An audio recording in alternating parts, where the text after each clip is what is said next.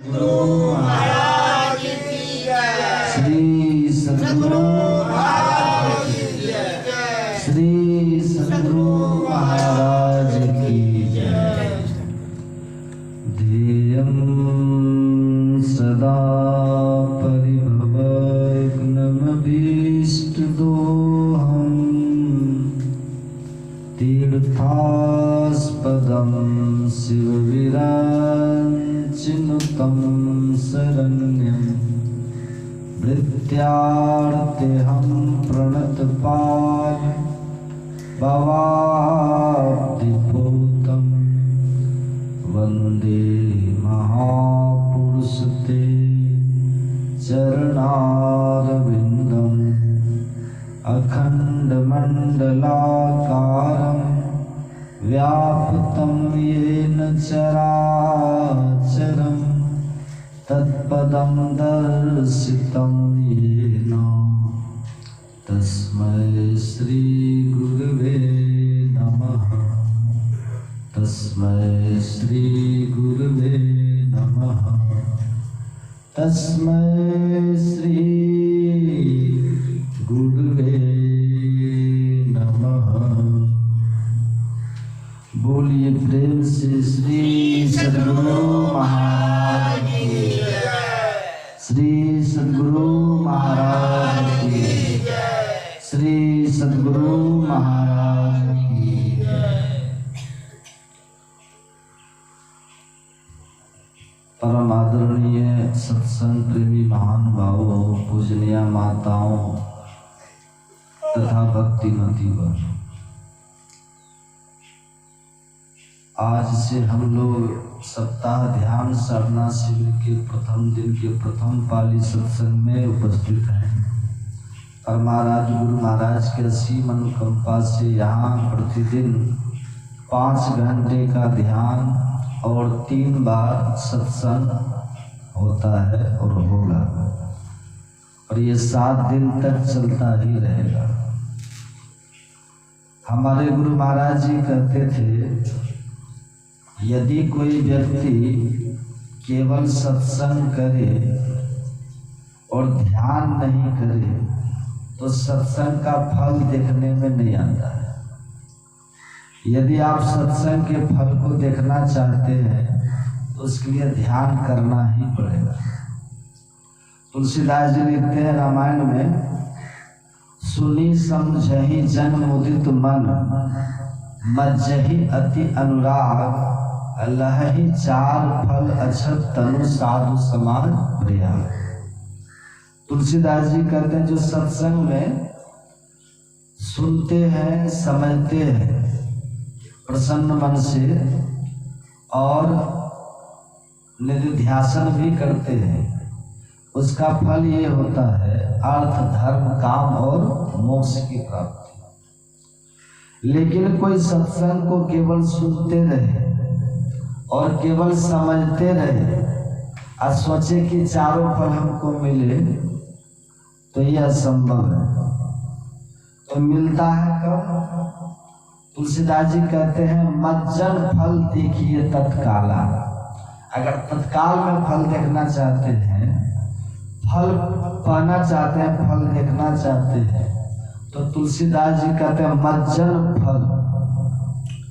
आप पहले कह दिए, सुनी समझहि जन मुदित मन, मज्जहि अति अनुराग। तो सुनने तक फल नहीं मिलेगा, समझने तक भी फल नहीं मिलेगा। अगर फल आप चाहते हैं, फल को प्राप्त करना चाहते हैं, इसके लिए मज्जन करना है। तुलसीदास जी कहते हैं मज्जन फल देखिए तत्काला। तत्काल मतलब तुरंत, शीघ्र, सद्य। अगर फल चाहते हैं तो इसके लिए मज्जन। अब मज्जन का अर्थ होता है अभ्यास, जैसे ध्यासन, ध्यान। जो अभ्यास करना प्रारंभ कर देते हैं, ध्यानाभ्यास, तो उनको सत्संग का जो फल है वो फल भी देखने में आने लगता है। लेकिन हम देखते हैं यहाँ सत्संग के समय तो बहुत लोग चले जाते हैं, भीड़ हो जाती है। यद्यपि भीड़ होनी चाहिए उतनी अभी है नहीं, लेकिन जितनी भी भीड़ अभी जो भी बैठे हैं बहुत है सच्चे सत्संगी। ध्यान के समय, अभ्यास के समय भीड़ नहीं होती है। इसलिए फल देखने में लोगों को आता नहीं। हमारे गुरु महाराज जी कहते हैं यदि कोई व्यक्ति ध्यान करे, मतलब अभ्यास करे, ध्यानाभ्यास करे, पहले तो ये कह दिया कि यदि कोई सत्संग करे और ध्यान नहीं करे तो फल देखने में नहीं आएगा। अब यदि कोई व्यक्ति ध्यान खूब करे और सत्संग ही नहीं करे तब ध्यान को कर ही नहीं पाएगा।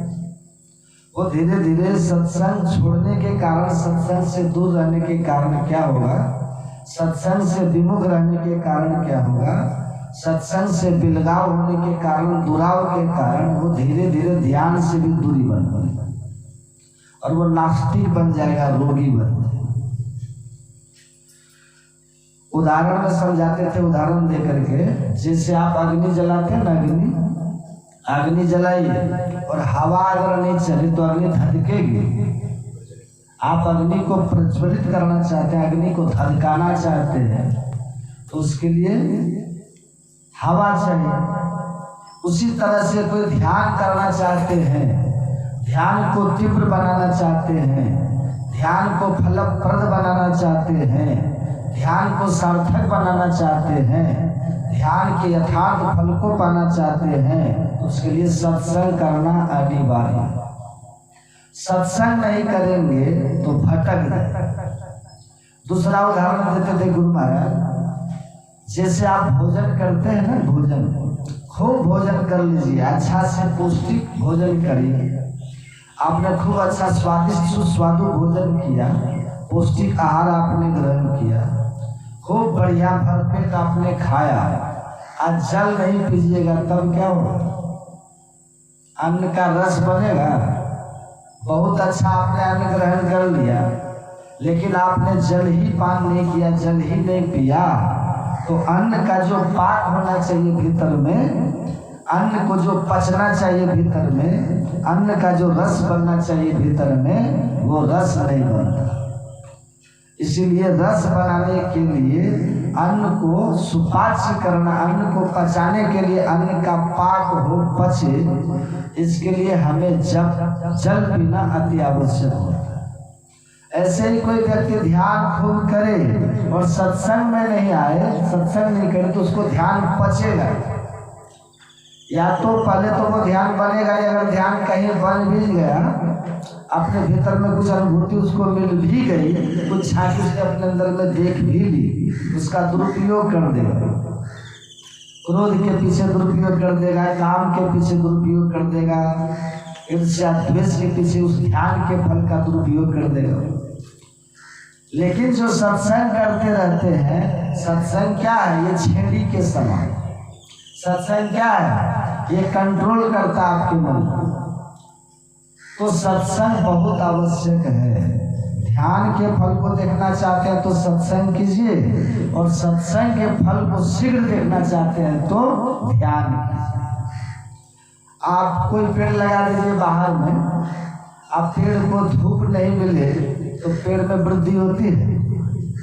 आपने कोई पेड़ लगाया, कोई पौधा आपने लगाई खेत में अथवा बाड़ी में कहीं भी, उसमें धूप लगी ही नहीं तो उसको ऊर्जा मिलेगी।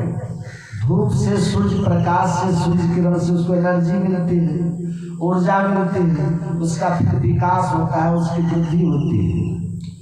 लेकिन हमने पेड़ लगा दिया, सब कुछ हमने किया, और कभी उसको सूर्य का प्रकाश मिलाए तो कैसे बढ़ेगा।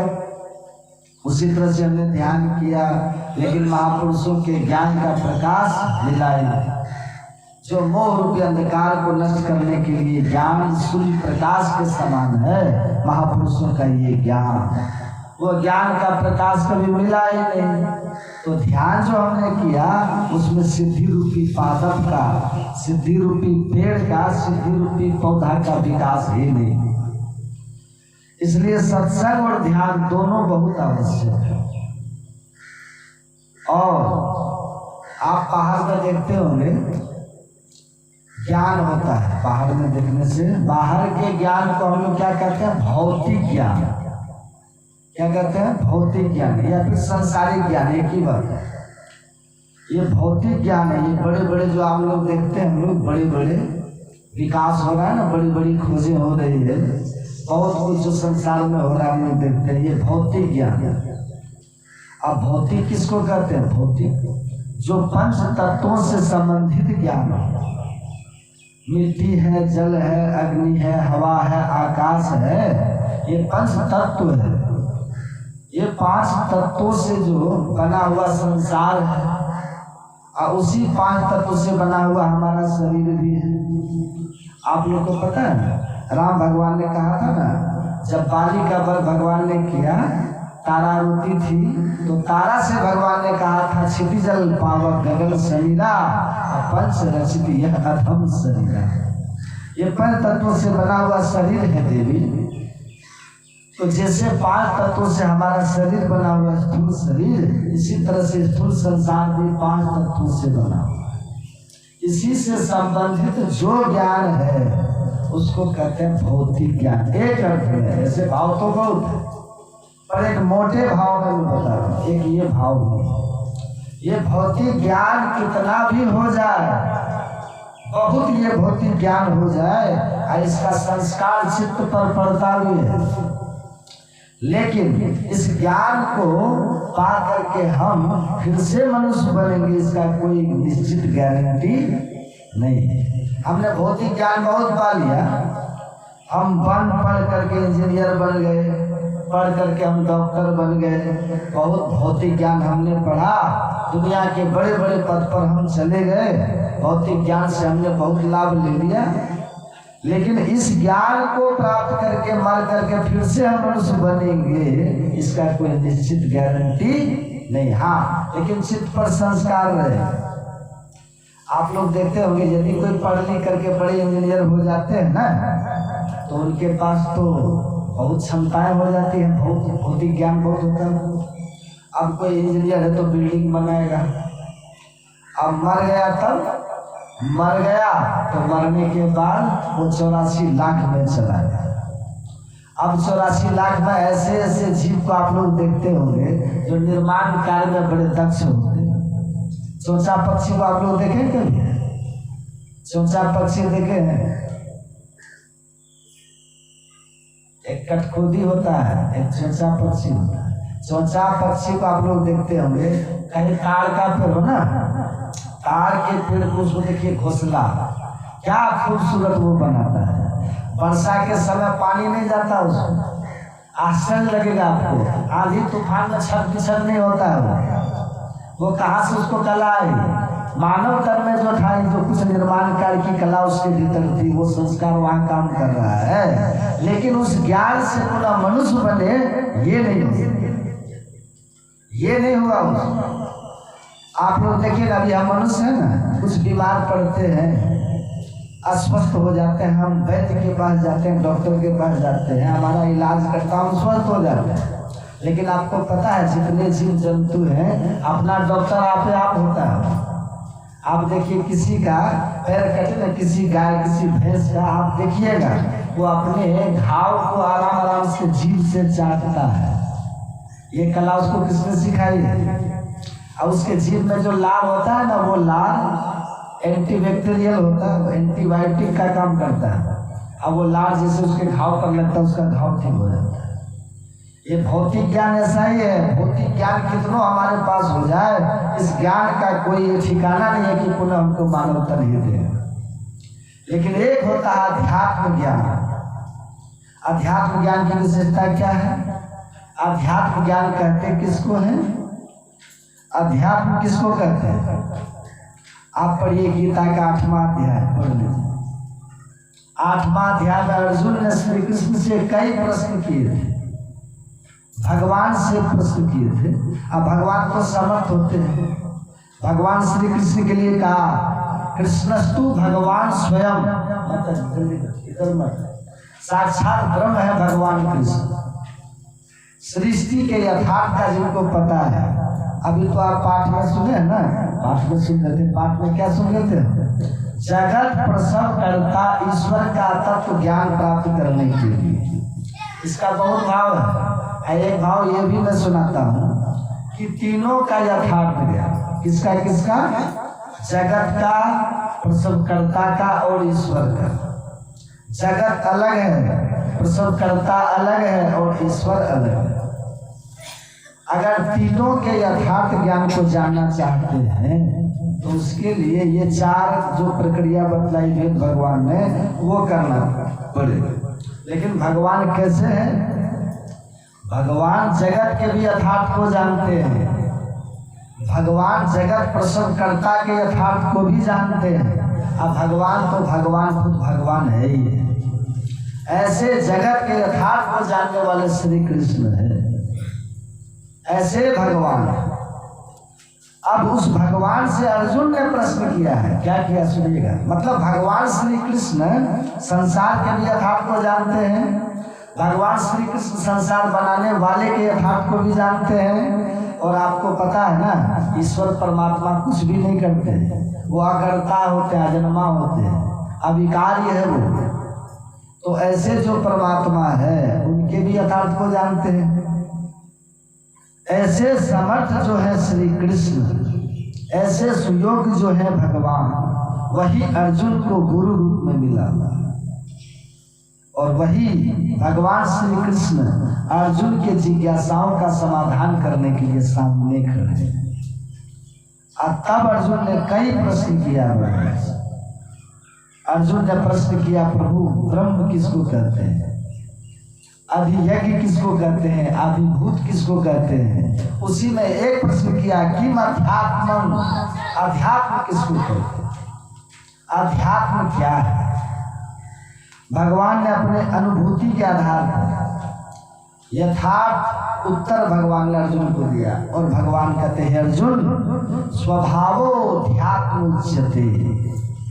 भगवान इसका अर्थ करते हैं महापुरुष, हमारे गुरु महाराज जी ने किया है कि अपने स्वरूप को ही अध्यात्म कहते हैं। किसको कहते हैं? अपने स्वरूप को ही अध्यात्म कहते हैं। स्वभावोऽध्यात्म उच्यते। स्वभाव, स्वभाव अथवा स्वरूप के भाव यहाँ लगे। तो भगवान कहते हैं, अर्जुन अपने स्वरूप को ही अध्यात्म कहा है। अपना स्वरूप क्या है? मैं बराबर सुनाता हूं। अपना स्वरूप क्या है? हम अपने शरीर को देखते हैं ना, जिसके पास केवल भौतिक ज्ञान है, जो यथार्थ नहीं जानते, वो कहते हैं बस यही शरीर हम है, जो है यही है, यही कहते हैं। लेकिन जिनके पास थोड़ा सा भी आध्यात्मिक ज्ञान है, जिनका बुद्धि विकास किंचित भी बढ़ा है, अंश मात्र भी हुआ है, जो समझते नहीं शरीर अलग है और हम अलग है। हम हैं तो शरीर है, हम नहीं रहेंगे तो शरीर भी नहीं रहेगा। शरीर का आधार हम है, हम नहीं तो शरीर नहीं। और जो महापुरुष अपने आप में जग जाते हैं ना, वे तो कहते हैं हम नहीं तो ये संसार नहीं। वे तो कहते हैं हम हैं तो सूर्य है, वे कहते हैं हम हैं तो अंबर है, हम हैं तो धरती है, हम हैं तो ये नक्षत्र है। वो ऐसा करता है। लेकिन साधारणतया हम लोग ये जानते हैं कि हम अलग हैं और शरीर हमारा अलग है। तो हम जो है उसी का नाम है जीवात्मा। क्या नाम है? जीवात्मा से संबंधित जो ज्ञान है उसी ज्ञान को बोलते हैं अध्यात्म ज्ञान। और ये अध्यात्म ज्ञान जहाँ पर मिलता है, उस स्कूल का नाम, उस कॉलेज का नाम, उस मकतबे कबीर का नाम क्या है? यही संत मत सत्संग है। हमारे गुरु महाराज कहते थे ये सत्संग कॉलेज है, ये सत्संग एक ऐसा विद्यालय है जहाँ आत्मा से संबंधित ज्ञान दिया जाता है।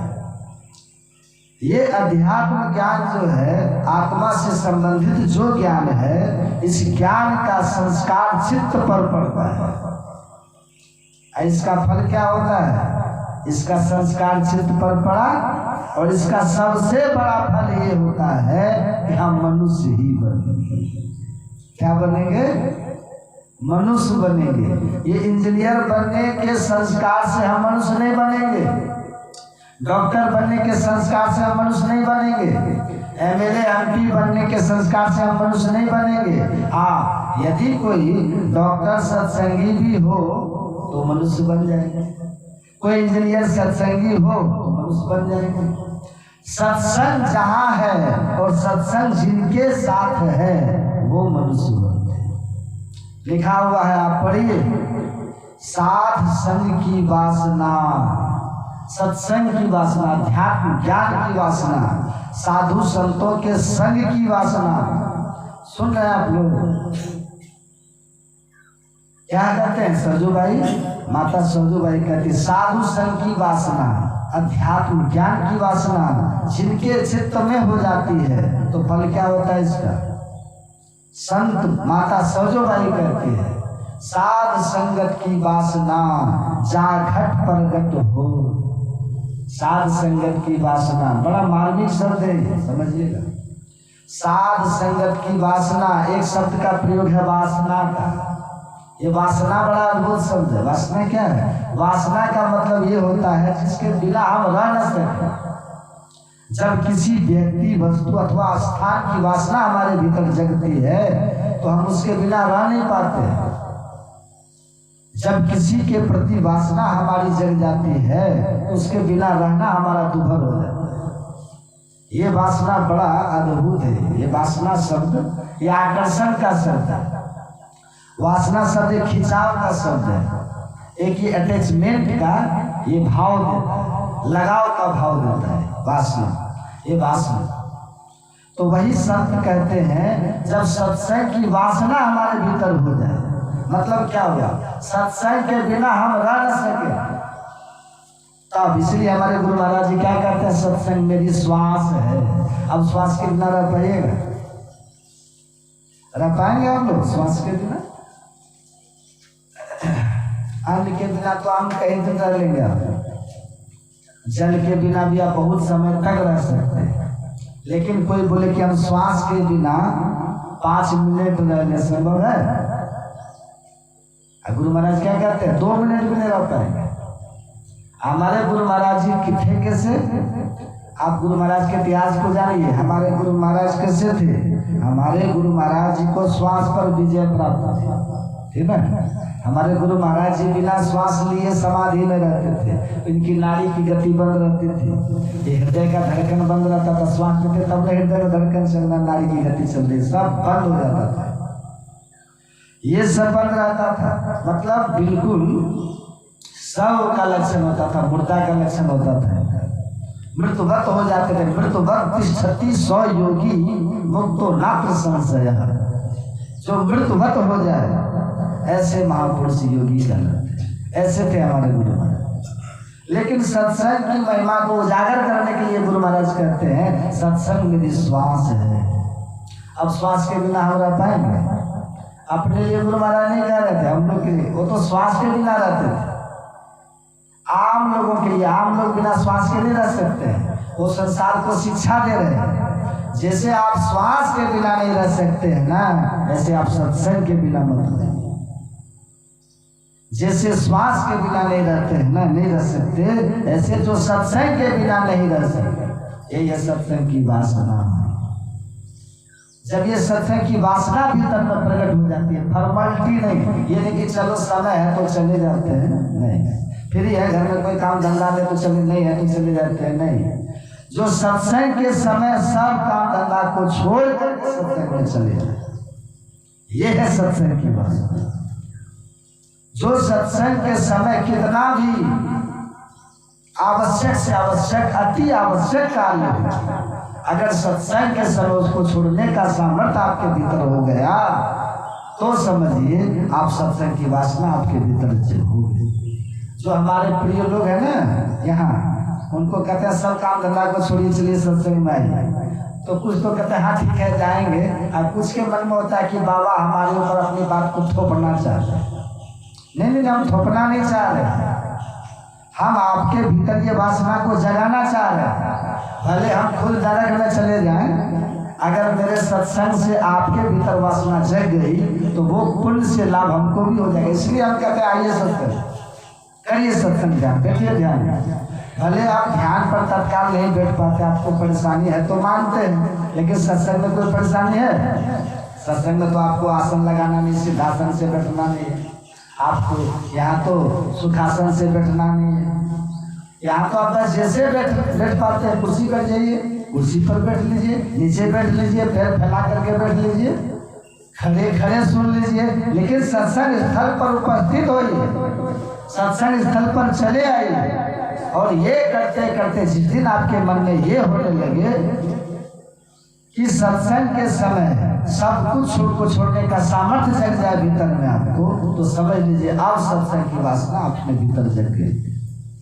होना जाना कुछ नहीं। अगर सत्संग के समय आप सब काम धंधा को छोड़ करके आके बैठ जाएंगे ना, तो सत्संग की ऐसी महिमा है, आपका उधर का सब काम भी हो जाए। ऐसा कोई संजोग होगा, ऐसा कुछ एक माहौल बन जाएगा, आपका सब काम होगा, खराब कुछ नहीं होगा।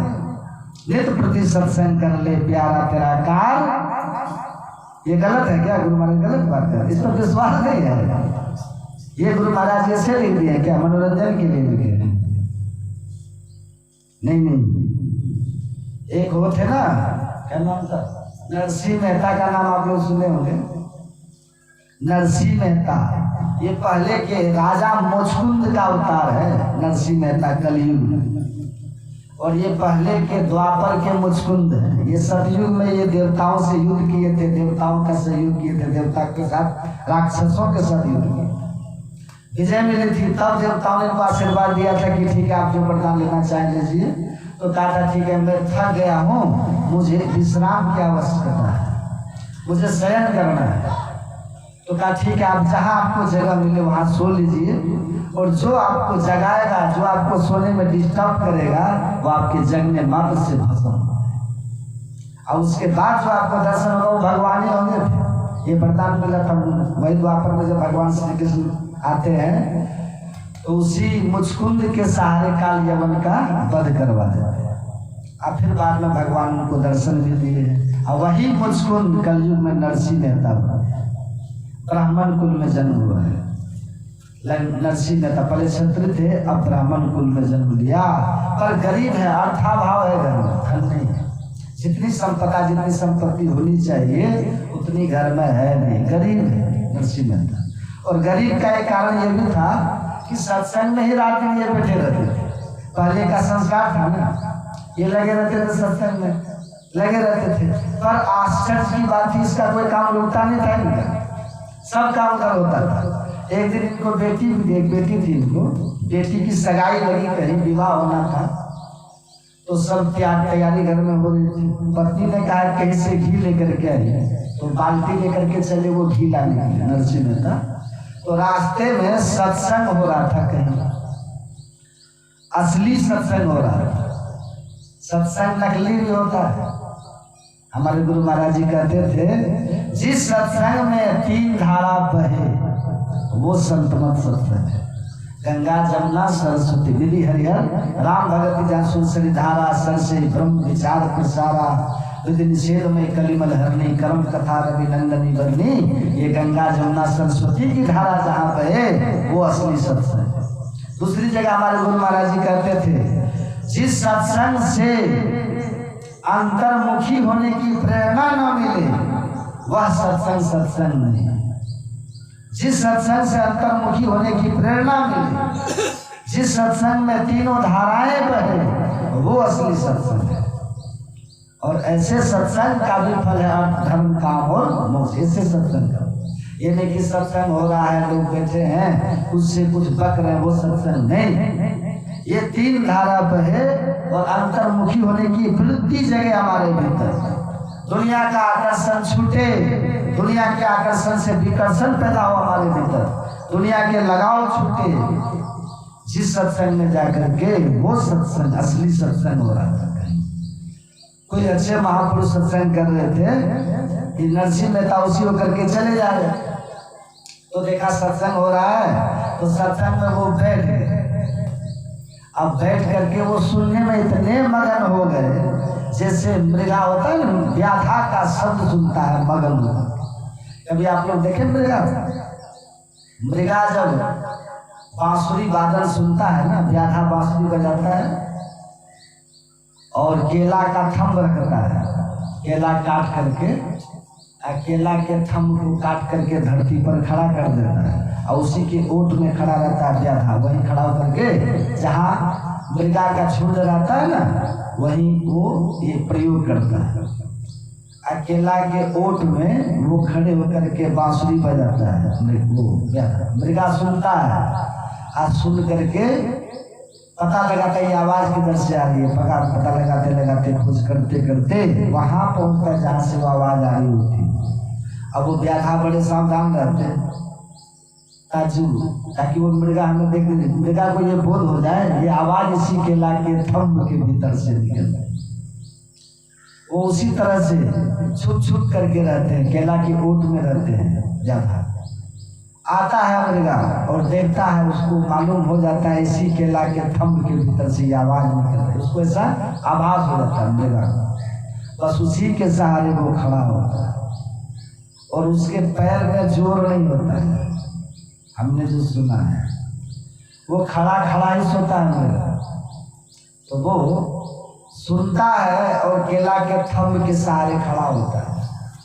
अब उधर से वो बड़े लय राग और तान के साथ बड़े धुन वो बजाता है बांसुरी, व्याधा इतना सुंदर बांसुरी वादन करता है, इतना सुरीला होता है उनका, वो मृगा सुनने में मशगूल हो जाता है। अब सुनता है, सुनते सुनते शरीर की सुधि भूल जाता है और भूल करके अपना पूरा भार उस केला के थंब पर देता है। जैसे पूरा भार देता है केला के थंब पर, उधर से व्याधा हट जाता है, वो केला गिर जाता है, मृगा भी गिर जाता है। अब उठ तो सकता नहीं, उसके भीतर से कस्तूरी निकाल जाता है। ऐसे मृगा जब ही जिज्ञासा हुई चित्त एक ठोर करी, मृग जो सुनत नाद श्रवण सुत ही। ऐसे ही नरसिंह मेहता सत्संग सुनने में मशगूल हो गए, तल्लीन हो गए, बाहर के ख्यालातों को बिल्कुल भूल गए, एकदम सत्संग निष्ठ हो गए, सुनने लगे। अब उधर जो घी लेकर के जाना था, घर में बेटी की शादी थी, वो घी लेकर के जाना भी भूल गए, इतने मशगूल हो गए ना। वासना है ना भीतर में, दुनिया की वासना कुछ रही नहीं। विवाह है वहां बेटी की घर में, घी लेकर के समय से पहुंचना था पर वो भूल गए, घी लेकर के जाना वहां भूल गए। आज सत्संग भी तो वहां ये नहीं था कि 2 घंटा का चलेगा। वहां हमारे बाबा साहब कैसे सत्संग करते थे, सुने परम संत बाबा देवी साहब कैसे सत्संग करते थे, दिन और रात एक भी श्रोता जब तक बैठे रहते थे तब तक सत्संग चलता रहता था, चाहे दिन हो या फिर रात। रात में भी जब तक श्रोता रहते थे, चाहे 10 बजे 11 बजे 12 बजे 1 बजे 2 बजे सुबह हो जाए, जब तक श्रोता रहते थे तब तक सत्संग उनका चलता रहता था। और जब एक भी श्रोता नहीं रहता था तब कहते थे लो साहब सब चले गए, सब सो गए, तब भी सोता मंच पर ही सो जाते। ऐसे सत्संग होता था, ऐसे कोई महापुरुष रहे, घंटों वहां सत्संग चल रहा है, अब वो वहां बैठ करके सत्संग में मशगूल है। नरसिंह उधर भूल गया, बेखबर हो गए संसार से, घर से। और इतने में क्या होता है, अब देखिए जैसे आप हमको देख रहे हैं ना, हम आपको देख रहे हैं, तो आपको तो कभी काल देखने में थोड़ा झलफलाता भी होगा, आपकी आंखें झलफलाती है ना। सुनिए ध्यान से, अल्लाह आपका सुनिए ध्यान, आपकी आंखें सामने कुछ आ भी जाता होगा, या फिर आपकी आंखें में मोतियाबिंद भी हो सकता है। लेकिन आपको पता भगवान की आंख कैसी होती है? भगवान की आंख में कभी चश्मा की जरूरत पड़ती है? भगवान की आंख में कभी मोतियाबिंद होता है? भगवान की आंख कभी झलमलाती है? कभी नहीं। और भगवान कैसे, भगवान कभी सोते हैं? कभी आलस आता भगवान को? नहीं, न कभी आलस आता है भगवान को, न कभी भगवान सोते हैं, न कभी उनको मोतियाबिंद होता है, न उनको चश्मा की जरूरत है। अब भगवान सब कुछ देखते हैं, भगवान हमारे शरीर को भी देखते हैं, भगवान हमारे शरीर के रग रेशों को भी देखते हैं, भगवान हमारे शरीर के अंग प्रत्यंगों को भी देखते हैं, भगवान हमारे भीतर के सारे तत्वों को भी देखते हैं और सारे तत्वों के भीतर जो हम स्वतः आत्मा विराजमान है, इस आत्मा का भी निरीक्षण करते हैं। ईश्वर वही तो परमात्मा है, वो सब देखते हैं। जो परमात्मा सब जगह है, सर्वतः पाणी पादम तत्सर्वतो शिरोमुखम सर्वतः श्रुति मल्लोके सर्वमावृत्ति क्षति। परमात्मा की आंख सभी जगह होती है, उनका हाथ सभी जगह है, उनका पैर सभी जगह है, उनका कान सभी जगह है। वो सबका सुनते हैं, वो सबको देखते हैं, वो सबका पढ़ते हैं, सब कुछ करते हैं। कभी सोते नहीं है वो, कभी अलसाते नहीं है वो, कभी बेखबर होते नहीं है वो, कभी आलस्य में निद्रा में होते नहीं। भले विष्णु भगवान योग निद्रा में सोते हैं पर परमात्मा कभी नहीं सोते। भगवान विष्णु सोते हैं योग निद्रा में एनर्जी के लिए ताकि संसार का पालन कर सके, पर परमात्मा को कुछ नहीं करना होता। वो सदैव सजग है, सदैव अलर्ट रहते हैं, सदैव परमात्मा सजग है। ऐसे परमात्मा वो देखते हैं उनके भक्तों को कब क्या चाहिए, वो सब उनको पता खबर रहती है, वो सब जानते हैं। परमात्मा ने देखा ये नरसिंह मेहता, इनके घर में वहाँ बेटी की शादी है, घी की जरूरत है, ये सत्संग में तल्लीन हो गया। इनके घर में वहाँ घी चाहिए और यदि ये घी लेकर के समय से घर नहीं जाएगा तो इसको इनकी पत्नी की डांट सुननी पड़ेगी। और मेरे भक्तों को डांट डपट करे, मेरे भक्तों को कोई अनभल करे, मेरे भक्तों को कोई गाली गल्लम करे, ये मुझे कहाँ स्वीकार है। सुनो सुरेश रघुनाथ स्वभाव, निज अपराध निसाय न काहू, जो अपराध भगत पर करई राम रोष पावक सोजन। भगवान कहते हैं इनको तो जाना था वहाँ, पर ये घी को भूल करके ये सत्संग में तल्लीन हो गया है। और आपको पता है सत्संग को भगवान का अंग भी कहते हैं, निज अंग। यही सत्संग निज अंग श्री रंग भव भग कारण शरण सुखा। जो प्रतिष्ठापिमं कर्मस तद भक्ति सज्जन समागम सदा भवतु मे राम विश्राम निकम। ये भगवान का निज अंग है सत्संग। भगवान ने देखा इसको घी लेकर के जाना था, पर ये घी भुला करके यहाँ सत्संग में तल्लीन हो गया है। अब इसका काम कैसे होगा उधर घर का।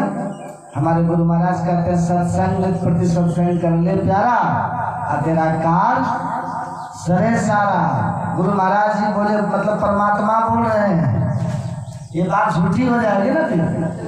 आप सुनिए, भगवान ही नरसिंह मेहता बन जाते हैं। एक नरसिंह मेहता असली सत्संग में बैठा है, एक नकली बना हुआ है, डुप्लीकेट। कौन बना है? भगवान बने नरसिंह मेहता। कौन बने? ये भगवान बने। वैसे ही हाथ है, वैसे नाक नक्शा, वैसे पैर है, वैसे ही मुखाकृति है, वो बहू वही नरसिंह मेहता बन गए। अब वही जो बगल में बाल्टी रखी थी ना, जैसी बाल्टी वैसी बाल्टी भी बन गई, अलग दूसरी वही की वही बाल्टी, अलग बाल्टी बनी। बाल्टी बनी, वही नरसिंह मेहता बने, और जहाँ से घी लाना था वहाँ पहुँच गए भगवान।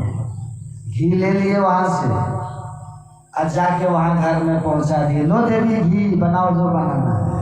अब पत्नी भी प्रसन्न है, पूरा परिवार प्रसन्न है कि चलो समय से घी भी मिल गया, अब बनाओ जो बनाना है। अब असली नरसिंह मेहता वहाँ सत्संग में बैठा हुआ है, और नकली नरसिंह मेहता घी दे करके अंतर्धान हो गए।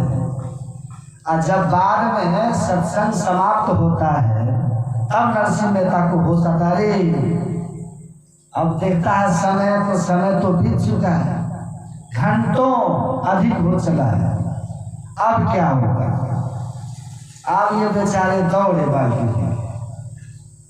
बाल्टी लेकर के दौड़ते हैं, घी वाले के यहाँ पर ले जाते हैं। नरसिंह मेहता क्या घी दीजिए हमको, क्या फिर आगे घी के लिए, क्या कि नहीं हम तो एक ही बार, आप पहली बार आए, क्या एक बार तो घी ले गए।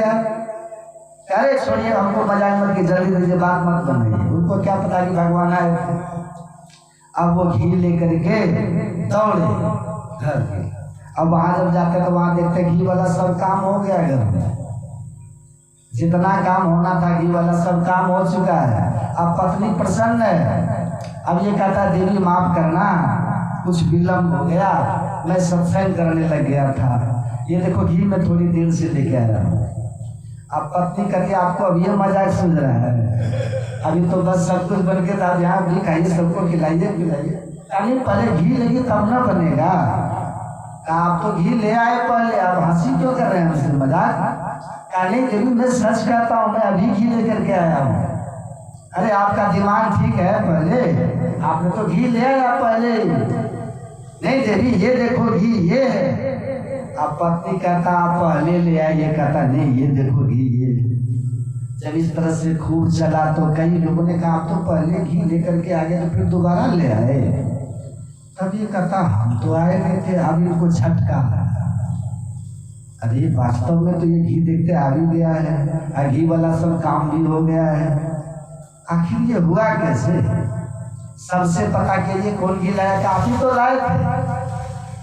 अब ये कहता है मैं सत्संग में था और मेरे बदले मैं ही बन करके कौन आ गया? भक्त थे, समझने में देर नहीं लगी, समझ गए कि भगवान ने ये काम किया। अब भगवान की अब ऐसे व्यक्ति को मन लगेगा दुनिया में और सत्संग में और उस तरह से लग गए और सत्संग में और ढंग से लगे। अब उनका देखिए इतिहास अमर हो गया ना, इसी में वो कभी मरेंगे। ये सत्संग की वासना है, ये सत्संग की वासना जिनके भीतर प्रकट हो जाती है। साध संगत की वासना जाघट प्रकट हो मानुष जन्म। पहला देखिए फल क्या है? पहला फल भौतिक ज्ञान की वासना का फल ये नहीं है, संसारिक ज्ञान की वासना का फल ये नहीं है, साध संगत की वासना जाघट प्रकट हो। पहला फल जो मानुष जन्म, मानुष जन्म और सत्संग मिले, सत्संग भी मिलेगा और भक्ति प्राप्त होगी, भक्ति भी मिलेगी और भक्ति का जो फल है मुक्ति, वो मुक्ति भी मिलती है। इसको बोलते हैं अध्यात्म ज्ञान। आत्मा से संबंधित जो ज्ञान है, जैसे आत्मा अमर है, जैसे आत्मा मरती नहीं, आत्मा मिटती नहीं, आत्मा सड़ती गलती जलती नहीं, ऐसे अध्यात्म ज्ञान भी कभी सड़ता गलता जलता नहीं। इसका संस्कार बना रहता है और ये संस्कार मानव तन ही दिलाता है। बोलिए प्रेम से